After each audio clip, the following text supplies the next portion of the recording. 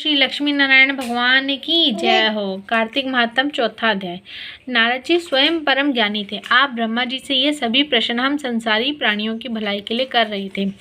अतः अब उन्होंने ब्रह्मा जी से पूछा, हे पितामह, अब आप कार्तिक मास में जो दीपदान किया जाता है उसका महात्म सुनाने की कृपा करिए। नारद जी का यह प्रश्न सुनकर ब्रह्मा जी बोले, हे पुत्र, दीप चाहे स्वर्ण का हो या चांदी का, तांबे का हो अथवा मिट्टी का, अपनी सामर्थ्य और श्रद्धा के अनुसार कार्तिक मास में दान अवश्य करना चाहिए। कार्तिक में दीप दान करने से समस्त पापों का नाश हो जाता है। दीपक भगवान की मूर्ति के आगे, तुलसी के समीप, ब्राह्मण के घर या वन में, वृक्ष के नीचे अथवा गौशाला या धर्मशाला के आले में संध्या को जलाया जाता है। दीपक घी का जलाएं अथवा तेल का, परंतु उसे पूरे मास तक जलाएं। ब्राह्मण के घर दीपक जलाने से अग्निष्टोम यज्ञ का फल प्राप्त होता है। जो ऊंचे स्थान अथवा स्तंभ पर दीप जलाते हैं उनके धन की वृद्धि होती है तथा बैकुंठ निवास मिलता है। दीप जलाते समय भगवान से प्रार्थना करें और कहे, भगवान आपकी ही निमित्त दीप जलाता हूँ। कार्तिक में मथुरा, माघ में प्रयाग और बैसाख में हरिद्वार में स्नान तथा निवास करें तो यह अत्यंत ही उत्तम है। जब सूर्य तुला, मकर अथवा मेष राशि में हो उस समय किए जाने वाले नियम, व्रत, पूजा व दान बहुत उत्तम फल देते हैं। इन महीनों में किए हुए व्रत, दान व शुभ कर्मों से सब पापों का नाश हो जाता है। जिस प्रकार भगवान सूर्य के उदय होने से अंधकार का नाश हो जाता है और वज्र से पर्वत का, गरुड़ के भय से सर्पों का, पवन से मेघ का, ध्यान से दुख का और सिंह के भय से मृगों का नाश हो जाता है, उसी प्रकार श्री मथुरा जी के दर्शन मात्र से ही सब पापों का नाश हो जाता है। कार्तिक में स्नान व जागरण, दीप दान, तुलसी सेवन, भगवान के मंदिर में मार्जन, झाड़ू लगाना, गाना, भगवान की कथा सुनना सुनाना, कीर्तन कराना, ये सब शुभ कार्य हैं। इनके करने से श्रेष्ठ फलों की प्राप्ति होती है। पूर्व जन्म के पापों को नष्ट करने के लिए भी कुछ न कुछ व्रत, दान, भजन, पूजन आदि करना अति उत्तम है।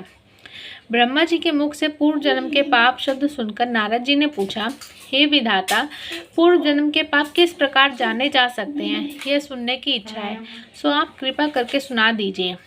ब्रह्मा जी बोले, हे पुत्र, पूर्व जन्म का ब्रह्मा हत्यारा, क्षय रोगी और पर स्त्री गमन करने वाला कोढ़ी बनता है। स्वर्ण चोर, सोने को चुराने वाले के नाखून खराब हो जाते हैं तथा शराब पीने वाले के दांत खराब हो जाते हैं।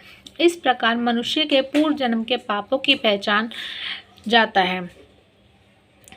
इस प्रकार के सभी पाप दान, तपस्या, कृच्छ व्रत आदि से निवारण हो जाते हैं। ब्रह्मा जी ने आगे कहा, अब हम कुछ व्रत आदि बतलाते हैं। एक समय भोजन करने से तथा 3 दिन सायकाल और 3 दिन प्रातःकाल भोजन करने को अतिकृच्छ व्रत कहते हैं। सायकाल में 12 ग्रास और प्रातःकाल में 26 ग्रास अथवा 24 ग्रास खाने को भी अतिकृच्छ व्रत कहा जाता है। सायकाल में 1 ग्रास और प्रातःकाल में 1 ग्रास, फिर 2 दिन बगैर मांगा हुआ तथा 2 दिन तक उपवास करे तो यह कृच्छार्घ व्रत कहलाता है। 21 दिन तक केवल दुग्ध या पानी पीता रहे तो यह कृच्छति कृच्छ व्रत कहलाता है। 12 दिन तक उपवास करना पुराक व्रत कहलाता है। 4 दिन कुछ नहीं खाना, फिर सत्तू खाना या फिर छाछ पीना, इसके पश्चात ब्राह्मण को दक्षिणा देना सौम्य कृच्छ व्रत कहलाता है। यदि इसी प्रकार 12 दिन तक उपवास करना द्वादश कृच्छ व्रत कहलाता है। तुला पुरुष का दान करना और गो, घृत, गोबर, दूध, दही तथा कुशा का जल पीना और दूसरे दिन उपवास करना यह कृच्छ संपन्न व्रत कहलाता है। 3 दिन गोमूत्र, 3 दिन गोबर, फिर 3 दिन दही, 3 दिन दूध और फिर 3 दिन तक घी खाने से भी कृच्छ संपन्न व्रत होता है।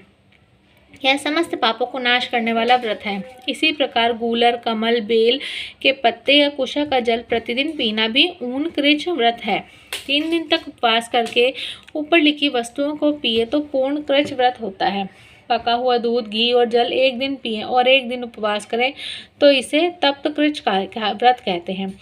जल, दूध और घी तपाकर 3 दिन तक पिए और एक समय स्नान करें तो वह भी तप्त कृच्छ व्रत होता है। इसका प्रमाण पानी 8 तोला, दूध 12 तोला, घृत 4 तोला होना चाहिए। कार्तिक शुक्ला चतुर्थी को भगवान का पूजन करना चाहिए। उस रात्रि को उपवास रखकर और कमर तक जल में खड़े रहकर रात्रि भर भोजन करने को जलकृच व्रत कहा जाता है। जो इस व्रत को करता है वह वैकुंठ को प्राप्त कर लेता है। कार्तिक सुदी सप्तमी को घी खाकर फिर एकादशी को उपवास पैतामह क्रच व्रत कहा गया है। यह पैतामह क्रच व्रत करके दिन में भगवान श्री कृष्ण चंद्र का पूजन करे तो करने वाला तीनों लोकों में पवित्र होकर वैकुंठ को प्राप्त कर लेता है। कार्तिक सुदी छठ से 3 दिन उपवास करने से महेंद्र कृच्छ व्रत हो जाता है। इसे करके मनुष्य दुर्लभ वैकुंठ को वास पाता है। 3 दिन अन्न भक्षण पकड़ने और 3 दिन उपवास करने से पत्र पंचक व्रत हो जाता है। इसे वैष्णव कृच्छ व्रत कहते हैं। यदि एकम से पंचमी तक केवल दही खाए फिर एकादशी तक तथा द्वादशी को भगवान का पूजन करे तो उसे परम कृच्छ व्रत कहा जाता है। इसके करने से श्वेत दीप में वास मिलता है जो शुक्ल पक्ष की एकम से प्रतिदिन एक एक ग्रास कम करता है तथा अमावस्या को कुछ नहीं खाता तो यह चंद्रायण व्रत कहलाता है। एक ग्रास 2 तोले अर्थात 25 ग्राम के लगभग मानना चाहिए। एक बार में जितना भोजन आसानी से मुंह में आ जाए इतना ही ग्रास होना चाहिए।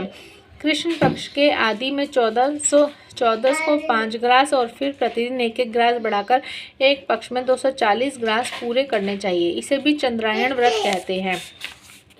2 सप्ताह गाय के चारों स्तनों का दूध पिए, फिर 7 दिन तक 2 स्तनों का दूध पिए, फिर 6 दिन तक 1 स्तन का दूध पिए, फिर 3 दिन अन्न जल कुछ न लेकर केवल वायु ही सेवन करने से सोमपान नामक व्रत पूर्ण होता है।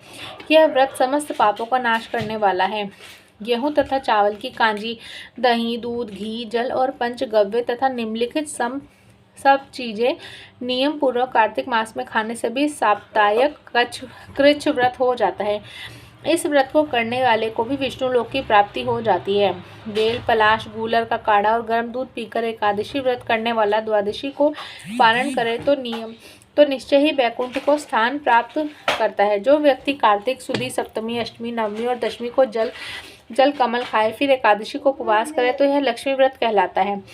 इस लक्ष्मी व्रत को करने वालों पर लक्ष्मी जी कृपालु बनी रहती है और अंत में उन्हें भगवान विष्णु के वैकुंठ लोक में वास मिलता है। प्रातः काल में 4 ग्रास और सायंकाल ना खाने से शिशु चंद्रायण व्रत होता है। कार्तिक सुदी 14 के ब्रह्मकूच व्रत में गौरी का पूजन करना चाहिए। इसकी विधि इस प्रकार है।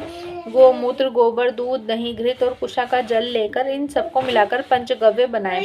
लाल रंग की गौ का मूत्र, श्वेत गौ का दूध, नीली गौ का दही, काली गौ का घी यदि किसी वजह से ना मिल सके तो दूसरी तरह का भी पंचगव्य बनाया जा सकता है। मिलाए जाने वाले वस्तुओं की मात्रा इस प्रकार है।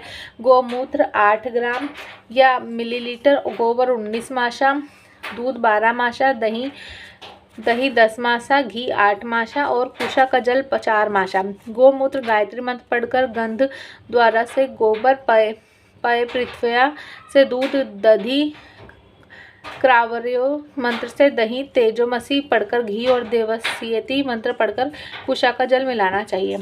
इसको कुशा के पत्तों में रखकर विधिवत हवन करें। बाद में इन मंत्रों से आहुति देनी चाहिए। इरावती इदम विष्णु विक्रमे शर्वती मनस्तोक शवती। इन मंत्रों से आहुति देकर बचा हुआ पंचगव्य पान करना चाहिए। यह पलाश के पात्र में या स्वर्ण अथवा चांदी के पात्र में पान करना चाहिए। एक दिन तथा रात्रि उपवास करे, साथ ही भगवान का स्मरण करे। यदि स्त्री व्रत करे तो अपने पति की दीर्घायु की कामना भी करे। आंवला, तुलसी का पूजन करना चाहिए। व्रत समाप्ति के निमित्त ब्राह्मण को गोदान करना चाहिए। इन व्रतों को करने से व्रत करने वाला भगवान का प्रिय पात्र तो बनता है, इस लोक में सभी सुख और ऐश्वर्य भोगकर अंत मोक्ष को भी प्राप्त करता है। इति चतुर्थ अध्याय समाप्तम। बोलो श्री लक्ष्मी नारायण भगवान की जय हो।